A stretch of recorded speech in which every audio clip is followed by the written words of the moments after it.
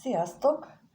Megnézzük, hogy mit nem mond el az a személy, akire gondoltok, mi az, amiről hallgat, mi az, amit kimondana, mert ugye a harmadik kártya az a ki nem mondott szerelmes érzések kártyája.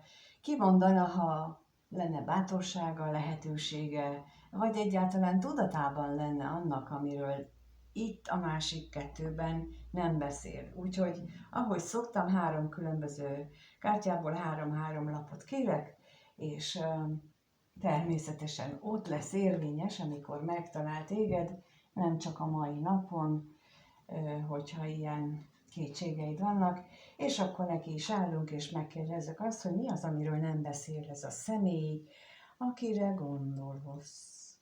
Mi az, amiről nem beszél? Mit nem mond el? Mit nem mond el ez a személy? Na, ez volt az első 3-as. Aztán megnézzük a másodikat. Mit nem mond el? Mit nem mond el ez a személy?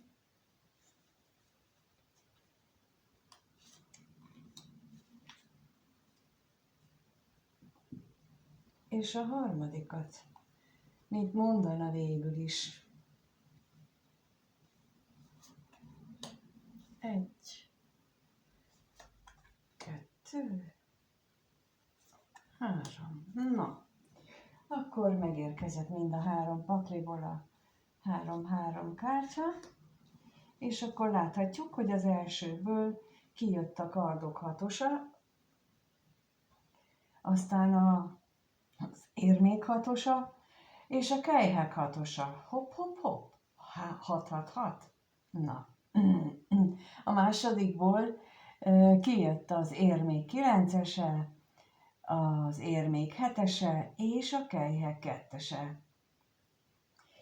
Hát, nagyon érdekes. Egyrészt az, hogy itt 2 érmelap, itt pedig 3 6-os lap.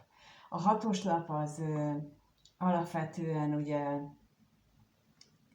itt az érmék 7-ese az a türelem lapja, és a 6-os is az pedig egyfajta egyensúlyozó lap is.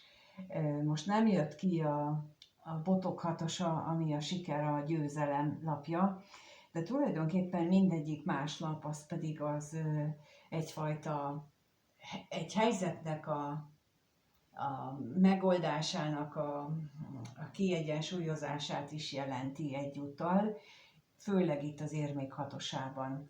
Bár ez az ábrázolás nem annyira mutatja, de itt van a kezében a mérleg, és azzal mérlegeli, hogy most kinek adjon és mit. Mert látjátok, itt van egy csomó kéz. Az ő esetében is arról lehet szó, hogy ő próbál mindenkinek megfelelni, majd biztos, hogy megfelelési kényszer is itt lehet. Viszont amiről nem beszél az az, hogy ő tulajdonképpen itt lát maga előtt valami fényes jövőt, lát maga előtt valami olyat, amit érdemesnek tart arra, hogy ő abba az irányba induljon. Nagyon érdekes ennek az ábrázolása is, itt 2 kard van előtte, és 4 meg a hátizsákjába. Tehát, hogy ő itt nagyon visszatérő elem itt ez a 2-es is, hiszen itt a kelyhek 2-ese, itt van a 2 kard, tehát a 2 ellentétes irányba, tehát hogy a 2 gondolat felé, tehát gondolati dolgok felé indul el, ami fényes jövőt ígér neki, viszont ehhez hátra kell hagyni mindazt a sötétséget és borút, amit ő eddig esetleg megélt vagy megtapasztalt, és hátra kell neki hagyni azokat a személyeket is, akik csak így tartották a markukat egész életében, és őtőle várták azt, hogy ő majd csengessen, ugye itt van a pénz is, hogy ő majd adja nekik a vagyont, és adja nekik a dolgokat, és nem könnyíti meg ezt az egész elindulást, és ezt az egész eddigi működésnek a megváltoztatását, az, hogy itt a kelyhek hatosa, az pedig azt is jelenti, hogy ez egy nagyon szoros, régi szoros kapcsolatnak a hátrahagyását is jelentheti, ahol gyerekek is vannak, vagy a gyerekkorból eredeztethető még ez a kötődés, amit ő most éppen megpróbál hátrahagyni, mert nem is megpróbál, elindult már, csak még nem olyan szélsebesen halad, hanem még ilyen óvatosan, lassan, bizonytalankodva, mert még ott vannak a kéregetők, mert még a régi szokások azok ott vannak benne, megpróbálják visszahúzni, mind érzelmileg, mind anyagilag. Egyetlen dolog van, ami őt viszi előre, ez a két kard, amelyik fényes gondolatokat súg neki, hogy jó lesz az az egész.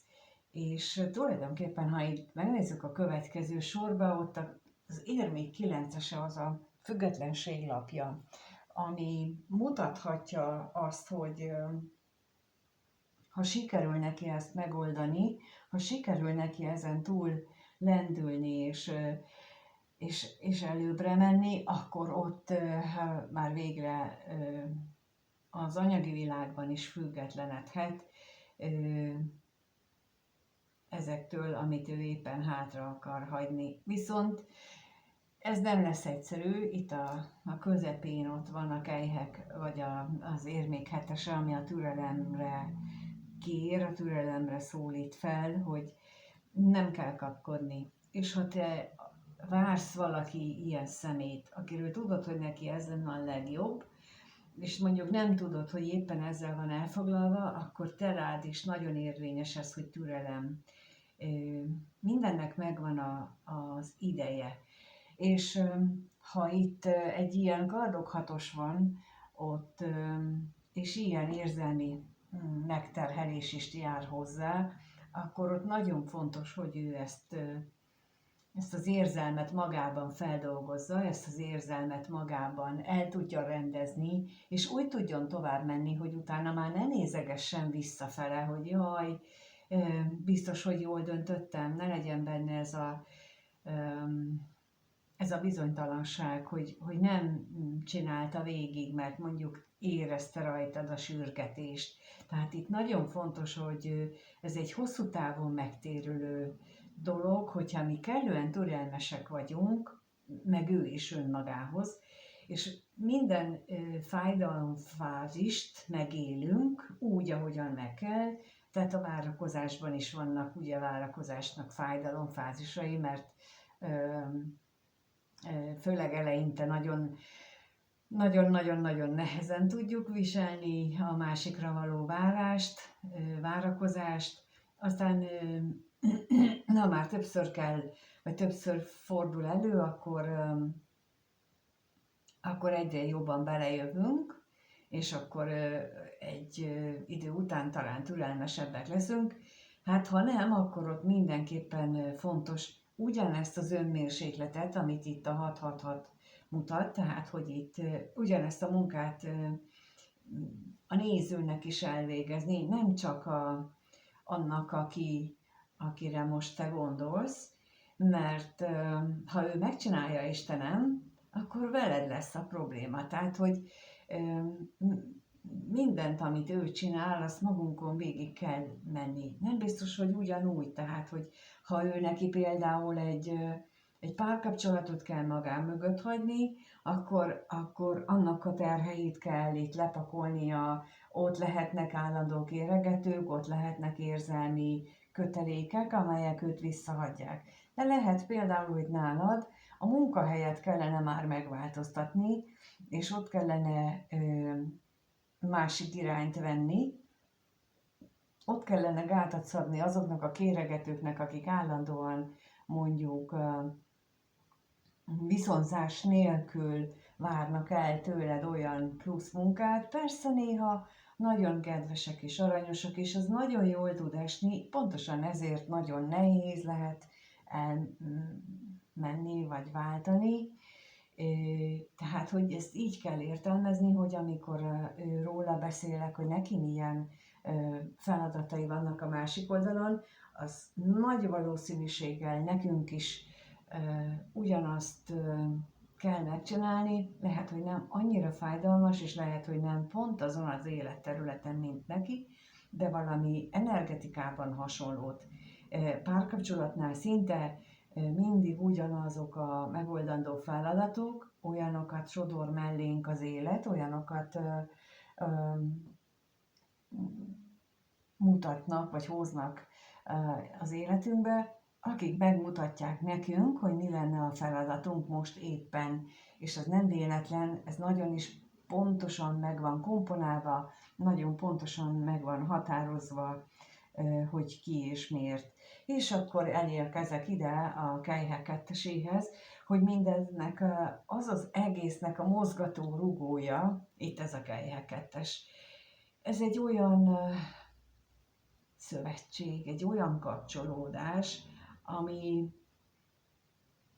tulajdonképpen látható is, hogy ők fogják egymás kezét, ők úgy összeérintik, amikor összeérintik a poharukat, vagy a kelyhüket, akkor mint egy égi fénysugár szórja szét a sugarait az egész világnak. Tehát, hogy ez egy olyan, legalábbis ő most így éli meg, illetve ez az ő motivációja, hogy egy olyan kapcsolatért, vagy annak az irányába indul el, hát ez a fényesség, itt amit mondtam, hogy ő egy fényességet lát, az lehet ennek a Kejhek kettesnek a fényessége is, tehát hogy ő ezt látja maga előtt, és ezért veszi a bátorságot, az erőt, az energiát magában, hogy ezért indul el, de ezeken a fázisokon átvezet az útja, és meg kell majd tapasztalnia azt is, hogy milyen az, amikor ő egyedül van.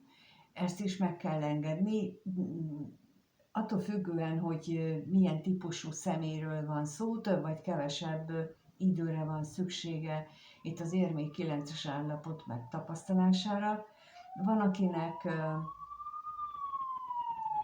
akinek nagyon fontos, hogy hosszabb időn keresztül tapasztalja meg, van, aki viszont nem nagyon bírja az egyedüllétet, például a mérlegeknek nagyon is nagyon nehéz, és nekik más módon kell ezt megtapasztalni, de egy vízöntő jellegű személy, ő pedig nagyon is élvezi az egyedüllétet, és ő a kötöttséget viseli nehezen. Tehát azért mondom, hogy itt különböző egyénekről van szó, különböző személyiségekről, és még csak az sem igaz, hogyha valakinek a napja áll a mérlegben, vagy a vízöntőben, akkor rá lehetne mondani, mert nem ettől fog függeni, hanem nagyon-nagyon sok minden mástól is, amit most itt így nem is szeretnék bele folyni, de a lényeg csak példaként, hogy ha körülnéztek, akkor már ez alapján meg lehet állapítani, hogyha vannak nekik ilyen tulajdonságaik, hogy akkor bizony őnála másképp kell a dolgokat intézni, mint saját magunknál. Például én nekem Kosban áll a napom és a marsom, és nekem nagyon fontos, hogy én haladjak. Én tetrekész vagyok, állandóan tudok menni, jönni, menni, csinálni, indulni, belekezdeni dolgokba. Viszont a kijelölt sorsfeladatom a mérlegbe vezet, tehát nekem meg kell tanulni azt a másik emberektől, a többi embertől való függést, és például az is feladatom, hogy sokkal toleránsabb legyek, sokkal diplomatikusabb legyek. Tehát ezeket a feladatokat jelöli ki például az én esetemben, és akkor innentől kezdve, ha nekem jön egy ilyen személy, aki mondjuk neki problémája van a felelősségvállalással, akkor ő neki meg kell hagyjam azt, hogy ő megtanulja azt, hogy ő felelősséget vállal a saját magáért is, és ez itt nem azt jelenti, hogy elmegyek dolgozni, hanem azt jelenti, hogy például szavatartó leszek, szavahihető leszek, ha kimondok valamit, akkor az úgy is van, ez is a felelősségvállalásról szól, tehát, hogy itt ez minden egyes párkapcsolatnál így különböző dolgokat kell türelemmel kivárnunk, amíg odaérhetünk, hogy akkor itt beteljesedik majd ez a Kejhek 2-es energia, neki is, meg nekünk is, akik nézzük ezt az egészet. Na, úgyhogy megnézzük akkor, hogy miről szólnak ezek a ki nem mondott szerelmes érzések lapjai. Az elsőnél azt mondja, hogy a kísértés ide vezetett. Hát lehet, hogy arról beszélne itt erről, hogy ő végül is a te hatásodra, a te kísértésedre, az érzelmek hatására szállt végül is csónakba és indult el, vagy indul el éppen egy másik irányba, vagy ennek a kísértése, hogy ő látja maga előtt ennek a Kejhek 2-esnek az energiáját, és erre fókuszálva veszi a bátorságot, és ezt nevezi ő kísértésnek, de tulajdonképpen egyáltalán nem probléma az, hogy ezt így éli meg, mert az a lényeg, hogy itt legyen kellő türelem ahhoz, hogy végigcsinálja. A második kártya szerint még nem kész arra, hogy levegye ezt a maszkot, és itt az előbb, amit hosszasan fejtegettem, hogy kell neki önállónak lenni. Tehát itt az érmik 9-ese az azt jelenti, hogy az alatt, az idő alatt, amíg az ember valaki megéli ezt a függetlenséget, ezt az érmik 9-ese energiát, ott átvedlik egy másik emberré. Leveszi azt az egyik maszkot, és megkezdi úgymond lecsupaszítani saját magát, saját maga előtt. Nem feltétlenül előtted, vagy előttem, hanem saját maga előtt. Tehát, hogy itt ennek a hosszú utazásnak, itt amit a 3-6-os is mutat, annak az is az egyik célja, hogy ő elkezdi tisztában látni magát. Elkezdi tisztában megfigyelni, hogy ki is ő valójában, ehhez viszont még nem áll készen. Nem áll készen arra, hogy ő meglássa saját magát, és itt, ha megnézzük a harmadik lapot, nagyon is, úgy látom, hogy nagyon is passzol ehhez, mert azt mondja, hogy ragaszkodom ehhez a mérgező viselkedéshez. Tehát nagyon fontos az, amiről az előbb beszéltem ott a jegyek különbözőségénél. Tehát, hogy a személyiségeink különbözősége folytán nagyon-nagyon nehéz megválni a régi viselkedési mintáktól, nagyon nehéz megszabadulni a saját viselkedésünktől, a saját toxikus függőségeinktől, és ehhez szükség van arra, hogy legyen önállóság.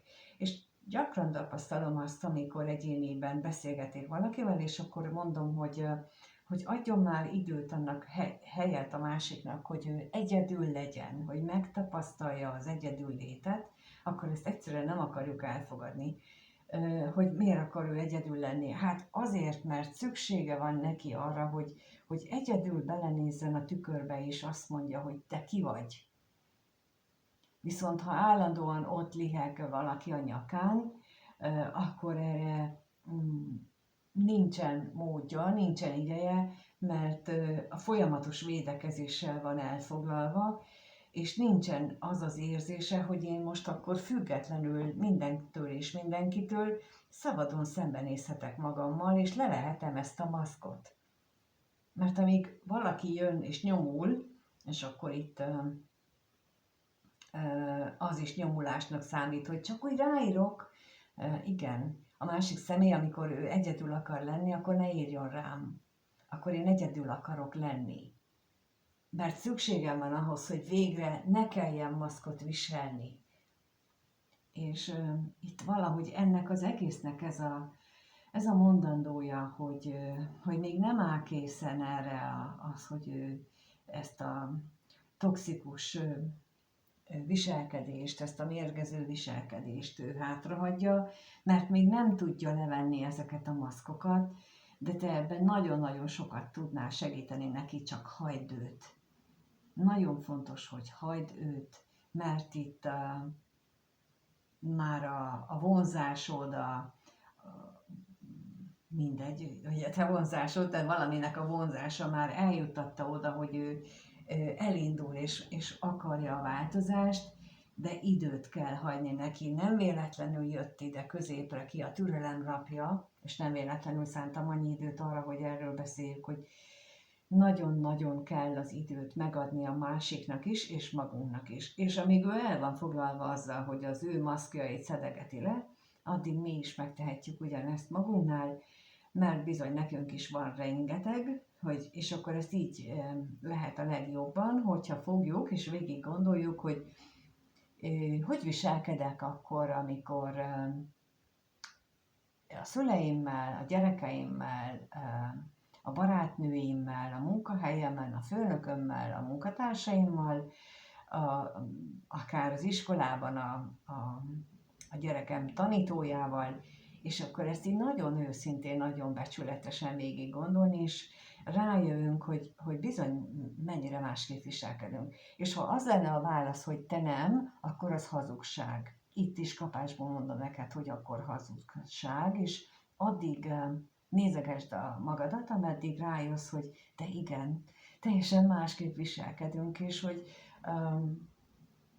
hogy miért mondom egyébként, hogy hazugság, mert akkor nem néznéd a videót, akkor te tökéletesen tisztában volnál magaddal is, meg minden elvárással, és ez az ellentmondás mondatja velem azt, hogy erre van még szükséged, neked is, nekem is, mindannyiunknak, és ez a legnagyobb tanulság, és őt is ebben lehet támogatni, ezzel, hogy türelmesen kivárjuk, amíg ő megérkezik ide, és ameddig ő megérik arra, hogy már ne ragaszkodjon ehhez a mérgező dolgaihoz, hanem merje vetni az összes maszkját. Hát köszönöm, hogy itt voltatok, köszönöm, hogy megnéztétek ismét ezt a videót, a lájkokat, a kommenteket, a feliratkozást, ha bármiben segíthetek, a leírásban megtaláljátok az elérhetőséget, a tagsági jelentkezéseket is, és mindenkinek minden jót kívánok. Sziasztok!